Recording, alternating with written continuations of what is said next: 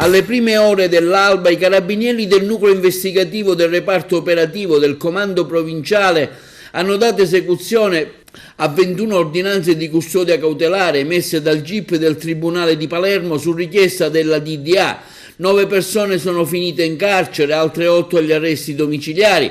Per 4 invece è scattato l'obbligo di presentazione alla polizia giudiziaria.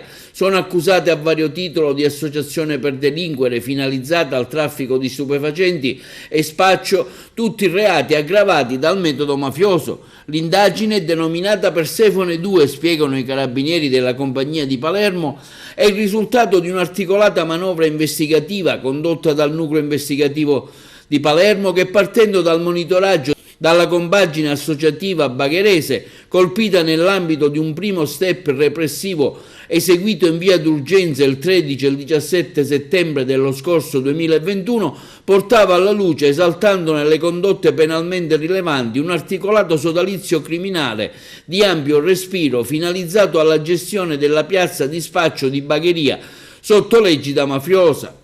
L'indagine di oggi è stata avviata dai carabinieri nel lontano 2019, coordinata dalla DDA di Palermo, ha consentito di acquisire un quadro indiziario grave che afferma la piena operatività dell'organizzazione criminale finalizzata al traffico di stupefacenti, gestita da Cosa Nostra Bagherese e grazie al canale di approvvigionamento proveniente dai mandamenti palermitani di Brancaccio e Portanuova.